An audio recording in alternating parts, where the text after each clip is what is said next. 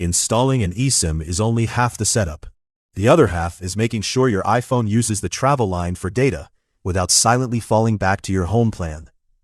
In this guide, I'll show the provider-neutral iOS 26 flow, the choices that depend on your plan, and the checks to run before you leave Wi-Fi. Before you buy or install anything, confirm that your iPhone model and region support eSIM, and that the provider supports your destination.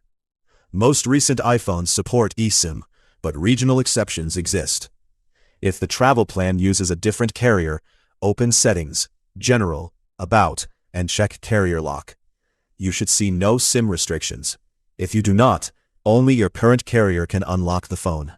Next, connect to Wi-Fi or a reliable hotspot. Update to the latest version of iOS 26 available for your device, and read the provider's activation rule. Some plans can be installed before the trip, but should be turned on only at the destination. Others begin their validity when installed. Keep the QR code, activation link, and confirmation code private. Treat them like credentials. Your provider determines the installation method.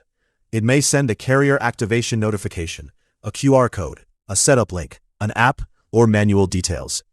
A phone number transfer is a different workflow, so this video focuses on adding a new travel plan.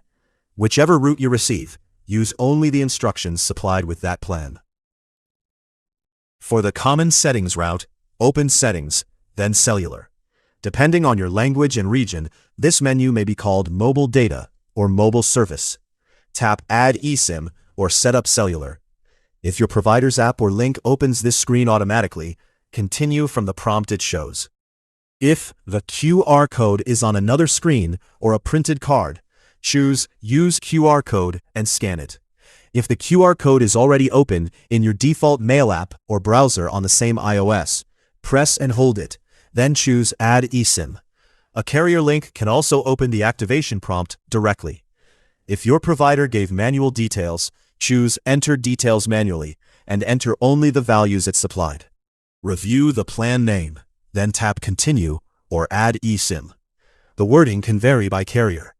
Your iPhone may say that it will share its eID with the network provider. That is part of the activation process. Do not show your QR code, eID, IMEI, activation code, or confirmation code in a screen recording or support post. On iOS 26, a travel eSIM may trigger a customized setup journey. If asked where you will use the plan, choose the travel option for a trip plan. If asked whether it is data only or includes voice and data, select exactly what you purchased. Do not choose voice and data just because you want calls. The plan itself must include that service. If these questions do not appear, continue with the manual settings in this guide. Label the lines so every later choice is unambiguous. Use Home for your existing number and Travel Data for the new plan.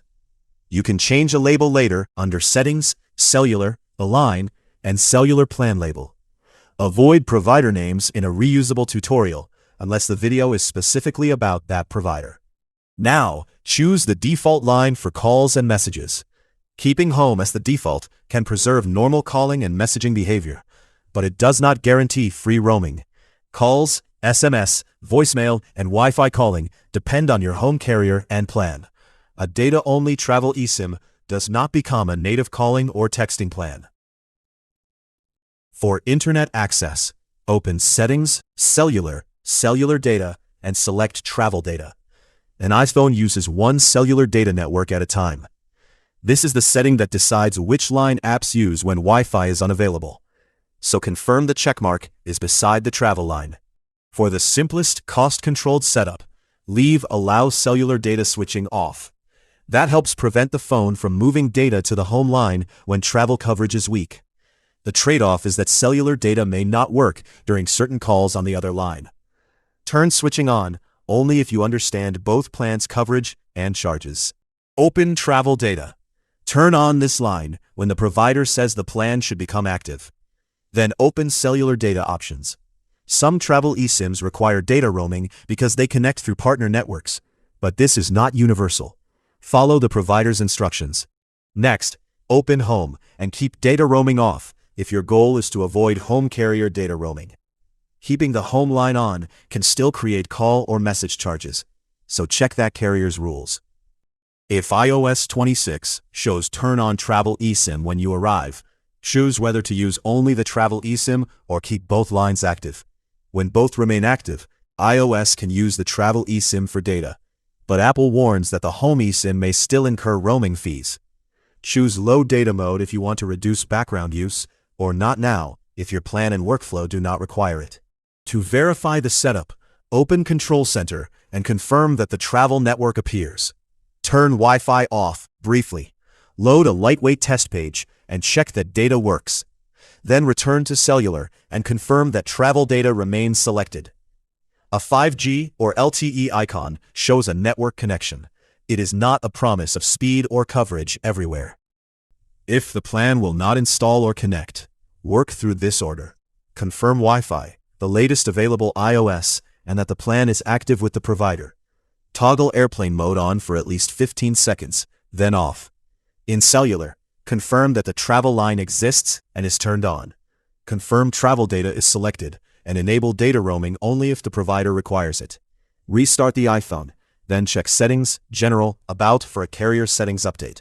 If you still see SOS, no service, or searching, confirm destination coverage and account status with the provider. Record the exact error before contacting support. Do not delete the eSIM as a troubleshooting step unless the provider tells you to. Deleting it may require the provider to issue a new eSIM, and deleting the eSIM does not cancel the plan. Also avoid changing APN or network selection settings unless the provider gives exact values for your plan.